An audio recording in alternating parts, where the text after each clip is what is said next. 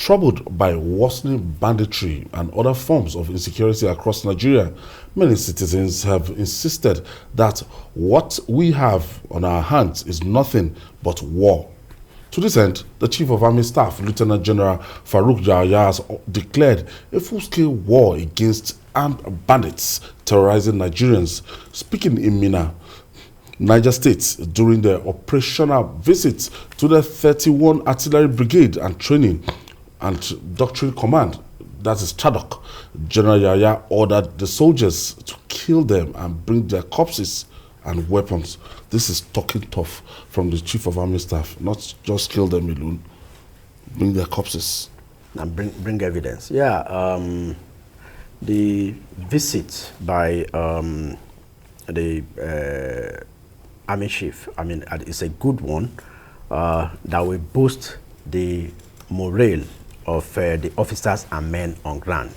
Anytime that happens, you see that the former, I mean, the chief of army staff that died, I mean, was doing that regularly, and it's a good thing that he has continued. It's part of strategy and logistics, and that charge alone will send the necessary signals to our troops by boosting their morals, and to also know, I mean, to also send signals, negative now, to the bandits that the Nigerian troop, the operatives of the military and all those fighting in this war, I mean, so to say, means business. You know, it went to TRADOC. I mean, there are a lot of incentives that have been given to them. I mean, there is a mobile settlement center that was just commissioned there, a nursery and primary school, a training and conference center. I mean, just to boost their morale, to show that, yes, you guys, we are not just dumping you guys there. I mean, we are with you. We are supporting you with all that you need to get this war done and dusted. So, while doing this, I expect that more of logistics will be deployed. Of course, they won't come and tell us some of these things on here, but I think we are getting positive vibes in the past few days, and I hope our military operatives should be able to sustain this momentum and continue to push these guys back into the bush. I mean, just at the weekend, I think they were bombarded, the ISWAP and Boko Haram troops that suffered heavy casualties, especially after the killing of the lieutenant, I mean, of the Brigadier General in that ambush. When you look at it, it's as if a lot of people will question the sincerity behind this fight. Now, the Chief of Army Staff is talking tough now. Yeah. That's, look, at all costs, and we've had the kind of edge through the air assaults. So, because the terrain might be difficult for our military to have access, and these guys, they are equally armed. I think what the Army Chief said was just a tip of the iceberg, because I've done a lot of reflections on what is going on in Niger State, and I'm not a soldier, but I covered defense for years, and I think it gives me a lot of worry. There are certain things we need to take, critical look at. Niger State is the biggest of all the 36 states in terms of landmass. Landmass, yeah. Followed by Borno State. The two states are theaters of banditry and terrorism. Now, Niger State also is a host of Nigerian strategic assets. The Kanji Dam is there. The Shiroro Dam is there. And for bandits to be operating in these states, very close, in fact, Shiroro local government, they are very active there. On September 4, soldiers were killed. On October 2, second day after Nigerian independence, 5 soldiers were killed. On October 25, they raided a mosque and 18 people were killed. And you see, what should be of importance to us is that River Niger is in Niger State. That river takes its source from Southeast Guinea through Mali and then through Niger to Nigeria. The issue is that the militants can easily get access to arms using small vessels all the way from Mali, Niger to Niger State. So I believe their coming to Niger State was based on their own strategic thinking. That if they are able to hold on to Niger State in terms of supply of logistics, in terms of supply of weapons through River Niger. And don't forget, from Niger State, you move on to Niger Delta, where Nigeria has its oil mainstay. What happened in Syria? The terrorists, they targeted Al-Omar oil field, took it over, and gave Assad hell after taking over that oil. They were able to be selling oil to a lot of interest. So if they are able to hold on to Niger, I can tell you that from there through River Benue, they may have access to the Niger Delta where we have our oil. River Niger is strategic to us. It's about 4,180 kilometers. In fact, the longest river in the entire of Africa after River Nile and the Congo River. So for rebels to be holding on to that area, that dominion, is a major threat to us. And don't forget, from Niger State, they are moving on to Kwara State. They operated in New Busa recently. They operated in Kogi. And Niger State is just about 150 kilometers to Abuja. So I think we must work hard to make sure that we dislodge these elements from Niger State. If not, it's going to destabilize the country. It's going to pose a bigger threat to the well-being of the country. So I think for the Chief of Army Staff to visit that Niger State and talk to the soldiers and also inspire them, I think it's a very important thing. But at the same time, asking them to kill those bandits is good, but they must be conscious of the fact that innocent citizens must be protected.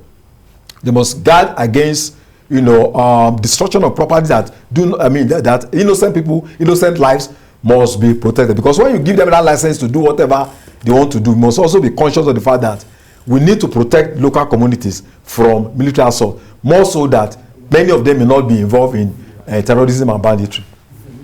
We lost a lot of our soldiers and to this campaign, especially the war on insurgents in the northeast, but the spread of these bandits is quite worrisome. When you look at the strength, the more you kill them, the more they multiply. They get recruited, and there's some boundary areas, communities that you can hardly feel the impact of government there. And those areas, they are very, very vulnerable, and they recruit the guys there. Yeah. When Boko Haram started, it was like child's play. Now we have Boko Haram and ISWAP. At a point about a month ago, they engaged themselves in a supremacy battle. And there was casualties on both sides, and they are still fighting. And we suggested then that that was a good time for us to take advantage of the division, the quarrel between those two militant groups to further ambush them and deal decisively with them. And I think it's not out of place that the military, the Chief of Army Staff, is strengthening the 31 Artillery Brigade in Minna. It's of strategic importance, and just like Wale said, they are also quite aware of what it takes to lose. To lose that kind of a place, or to have the infidels, the militants have a hold of a strategic state like Niger, especially because of that river and the kind of access that can take you to Benue or Niger Delta. So it's a very strategic visit. And like I said earlier, a lot of activity is going on there, which we can mention here for security reasons. I have Cyril from Lagos. Cyril, thank you for staying with us. Oh, we lost him. Okay, we'll take this break. When we come back, we'll talk more. Stay with us.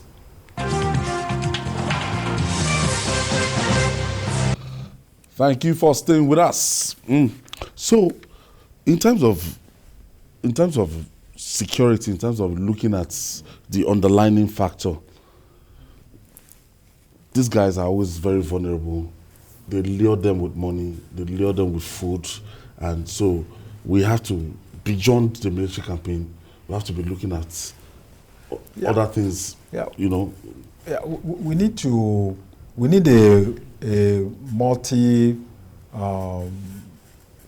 multifaceted strategic approach to dealing with terrorism and banditry. It's not just enough to acquire the biggest, military arsenal in the world, and then you think that with that, you have won. Look at these guys. They are ragtag people in terms of training, in terms of access to weapons, in terms of even their ability to handle weapons. But they are giving us a lot of problems. So it means that it's not just having all the tactics. Having all the best military arsenals and all that. You need also to attack the root cause of terrorism, which has to be found in, when people have no access to opportunities, when people have no access to education, when people have no access to essentials of life. I don't feel the impact of people are desperate in any way to survive. When you know that when you have AK-47, then you are going to get food to eat. So we need to dissuade people. We need to attack the problem from the roots. If you don't do that, just mere buying weapons and all that will not be enough to tackle the problem of terrorism. Moji, do you agree with this, that it's more of a social problem, that for us to de-escalate it, we need more than the military approach? Yeah, sure. I mean, we have said it on this program several times. About 2 months ago, we heard of how a serving officer was trying to sabotage his own team by giving information to the bandits. I mean, you see, you wonder at times how they were able to ambush and open fire on our troops. I mean, they know when they are when their guards have been lowered. Look at the attack on the NDA, for example. I mean, now some people are on trial, including the captain. So, the more we are able to fish out these saboteurs. I mean, because I don't know what they are gaining from it. Okay, that's why this thing has been frustrating. Ololade is calling us from Kwara State. Hello? Yes, go ahead, Ololade. Yes, well, I'm in support of those who are asking for their costs. I think enough is enough. It's better we deal with them in the language they understand. They can't continue to be creating problems for us in the country by wasting the life of innocent people. This is a complete act of lawlessness on the highest order. So I'm in support of it. Total war should be declared against them so that they put an end to this bastard act that they are committing here and there. I'm Ololade from the Kwara State. Okay, thank you for your contribution, Ololade. Yes, as you saying. I hope Amnesty International will not come and tell us that we are running foul of some conventions. But in a situation where these characters continue to maim and ambush and deal with our guys, I think we have to also be decisive in dealing with them, because the bandits and the militants or the insurgents or whatever name we want to call them, they don't obey international conventions. When they even go as far as using grenades, rocket propelled missiles, RPG, anti-aircraft, several others. To deal with our guys. So, but like I said, we have to be more logical and more strategic in winning this war. But then also it's a function of the economic situation, especially in the Northeast. When people are hungry, they feel that they are not sure of where the next meal will come from. And also their upbringing is also important. When you have your children and you throw them on the streets, they don't even respect their leaders, their parents. They don't even know their parents. So all these cultural issues, traditional issues, it gives the bandits a fertile recruitment grant. And these are guys that they have never known love or care.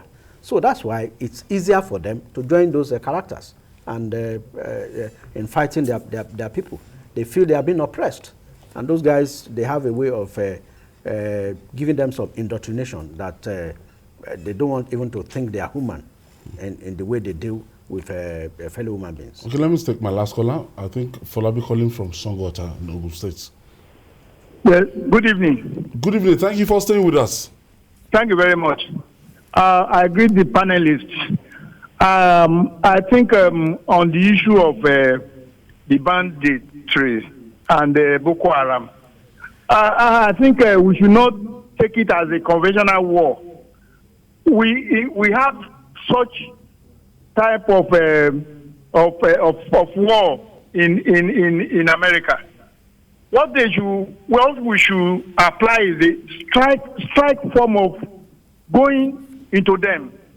We should have a special trained officers that will be kitted with camera, with body camera, that could go into the bush and mingle with them in a striking way, infiltrate whereby they can now be intelligently be defeated. Yeah, and at least penetrating He's them. talking of intelligence gathering. Yes, Yeah, penetrating them, trying to join them. To know the source of their weapons, to know who how are their they're main really actors, operating. to know where they stay in the night, to know who are the founders. Mm. And I think that's a very good contribution that I think will be useful to the battle against terrorism.